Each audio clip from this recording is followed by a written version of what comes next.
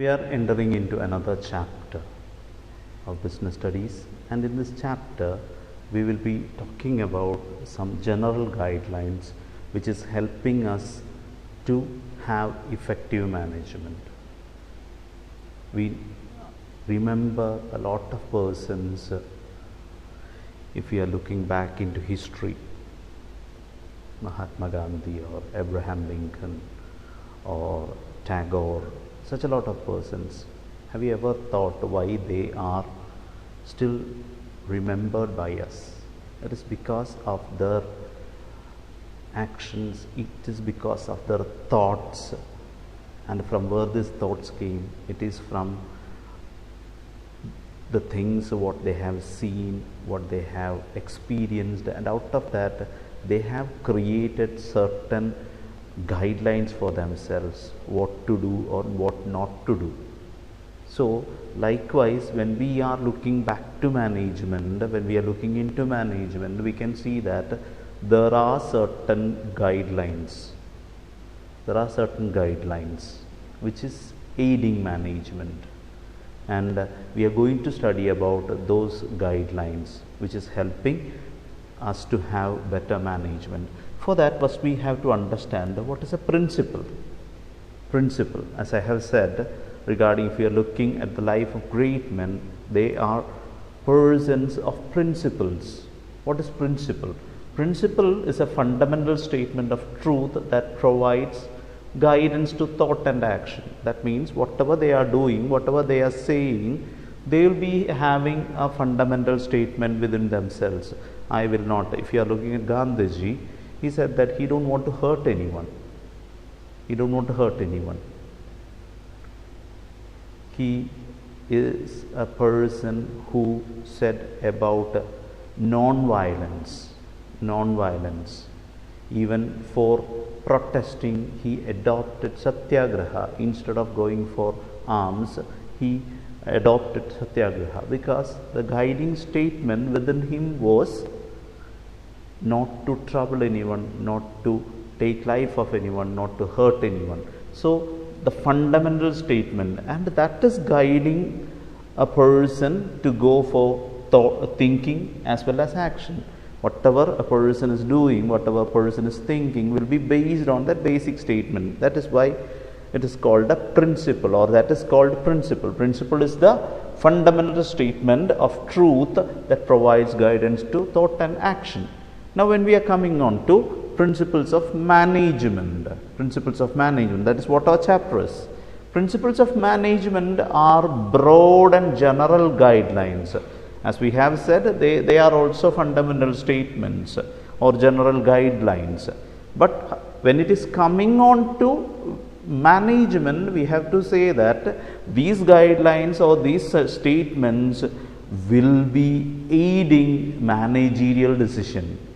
Something to be decided in management, something to be decided in connection with the business, when some guidelines are helping them to make their decision, to decide what is to be done in a particular situation, to see what is to be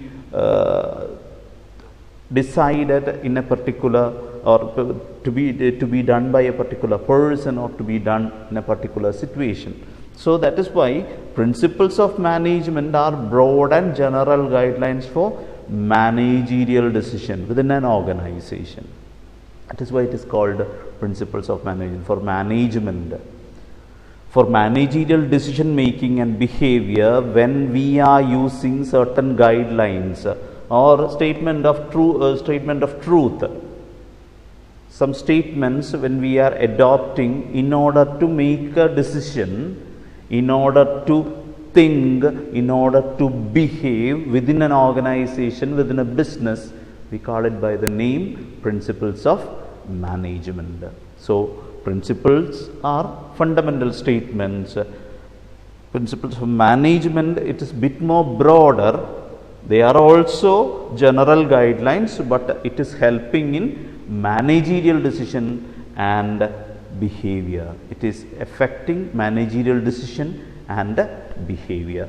Now when we are looking at nature of management principles, when we are looking at this fundamental statements which is helping us in taking managerial decisions, it has certain features: universal applicability, general guidelines formed by practice and experimentation, flexible, behavioral, cause and effect relationship, contingent.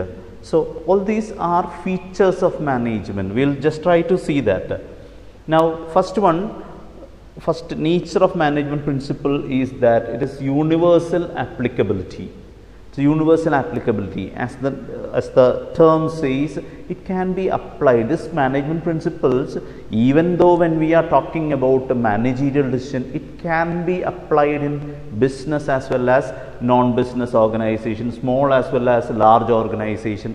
So it can be applied to any kind of organizations. These principles can be applied to any kind of organization, whether it be big or small, whether it be business or non-business, whatever be it, this managerial principles can be applied anywhere, even in spiritual organizations it can be applied. That is why it is called, or it has a feature, universal applicability.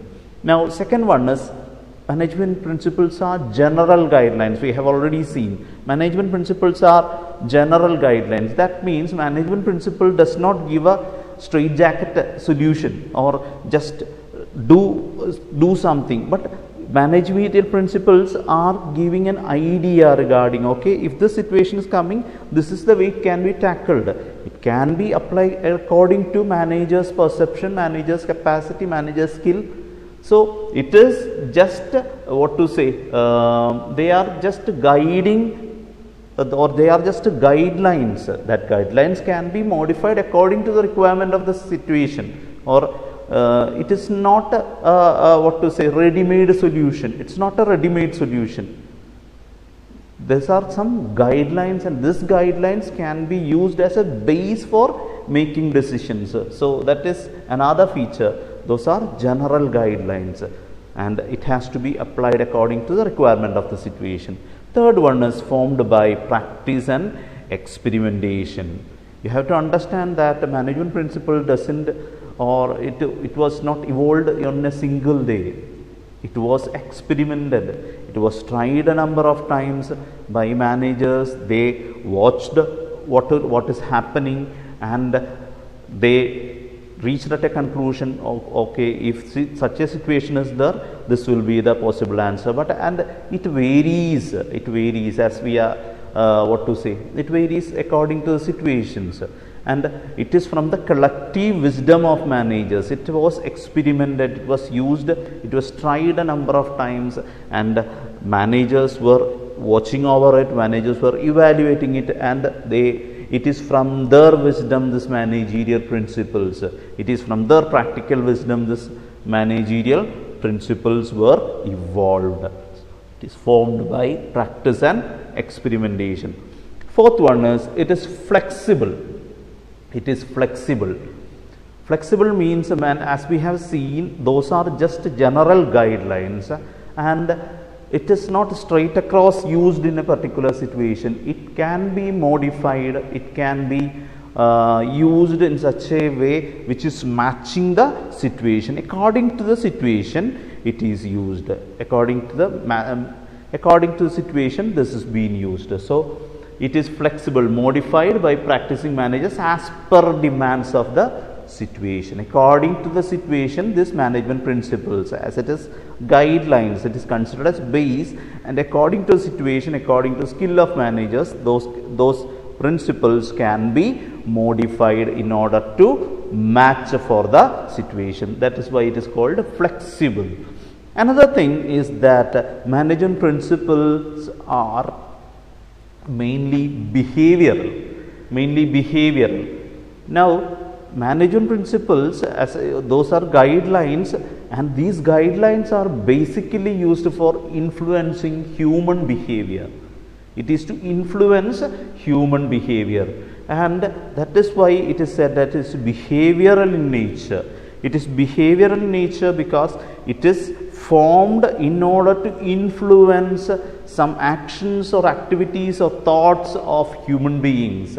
So it is basically behavioral in nature. Next one is cause and effect relationship. Cause and effect relationship. If you are analyzing management principle has a cause effect relationship. For a particular cause, a particular effect will be there.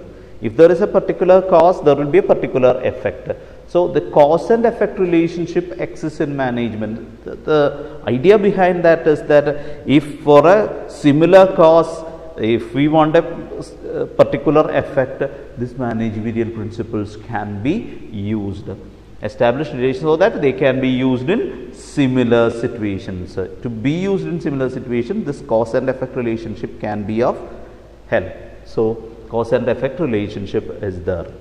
And the last one is, it is contingent in nature. It is contingent in nature means the applicability depends on the prevailing situation at the particular point of time. The applicability depends upon the prevailing situation. According to the situation prevailing, we can use the principles, or principles is being used according to the situation.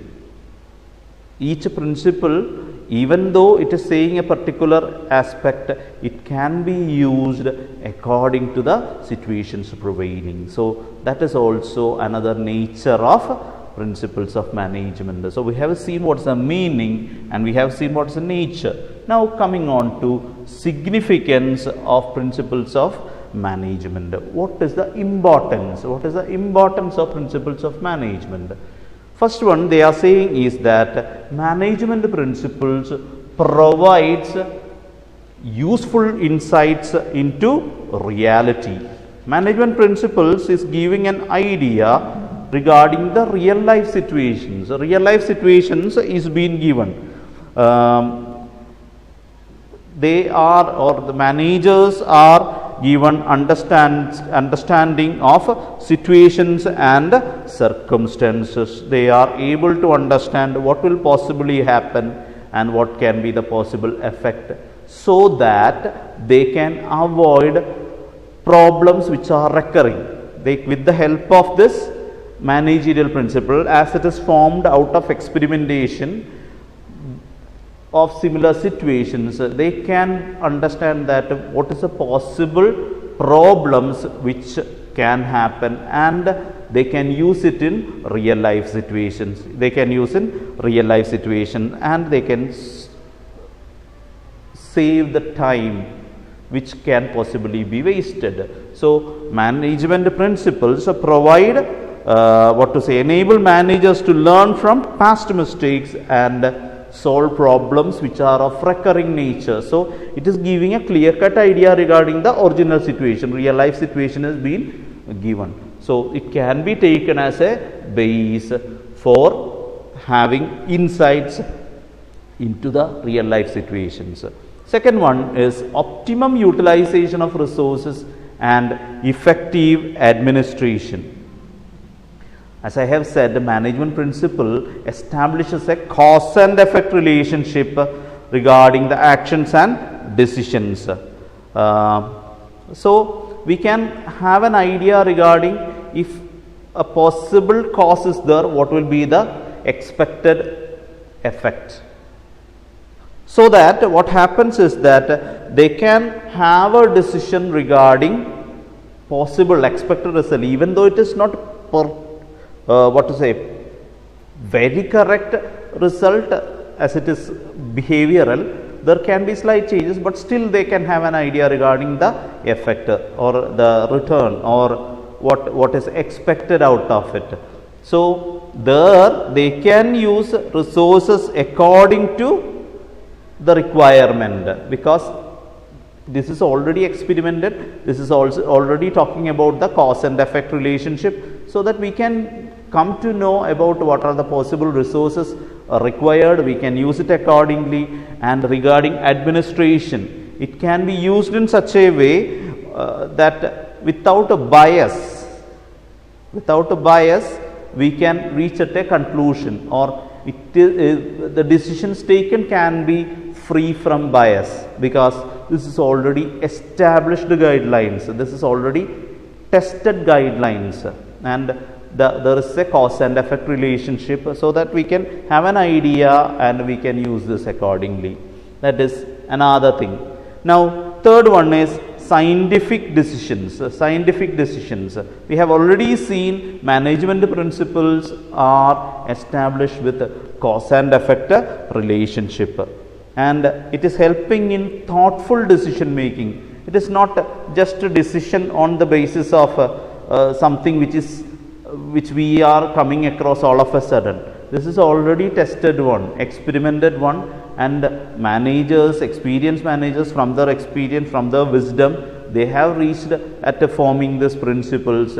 So it is always following a logic rather than blind faith. It is not based on blind faith, not reacting on a particular situation. It is experimented, it is formed by experienced managers, so that there is a logic behind that. So we have to say that management principles are scientific. There is a cause and effect relationship. There is experienced managers' thoughts, their ideas behind that. So logic is there in management principles. So it is called scientific decisions. Again, it can avoid a bias in decision making. Meeting changing environment requirements. As we have seen, even though management principles are guidelines, it can be used accordingly so as to meet the changes. It can be modified, it can be applied in such a way, not leaving away from the base, not leaving away from the guidelines. They can be used according to the requirement of that time, requirement of that particular situation. So it is also another thing, which we have to, it is helping us with this guidelines, or these guidelines act as the base for handling the changing requirements. These guidelines can be modified and be used for some particular purposes. Next one they are saying is about fulfilling social responsibility. Fulfilling social responsibility. These guidelines, the management guidelines, what happens is that it is helping in considering society with these guidelines when it is being when it is being interpreted in the situation, in the prevailing situation. It can be put in such a way, keeping these guidelines, we can interpret in such a way that it is benefiting the society, and which is talking about considering everyone, say equity. Equity is talking about giving gender equality and all. It is considered there. Gender equality, payment equality, all these things can be considered. So society is also taken into consideration when we are using these principles. So it is also helping us in fulfilling social responsibility. Now coming on to management, training, education and research. These principles of management act as a basis for training or education. If you are looking at MBA or BBA, this idea of this guidelines, this idea of handling workforce, handling the managers, handling the situations is being taught to the students. So it is helping them to be part of management in a very positive way. It helps in training them, it helps in education purposes, it helps in research purposes. So all these purposes, this management principle acts as a base. So we are trying to see what is the meaning of principles of management. We have already seen nature of principles of management and the significance of principles of management.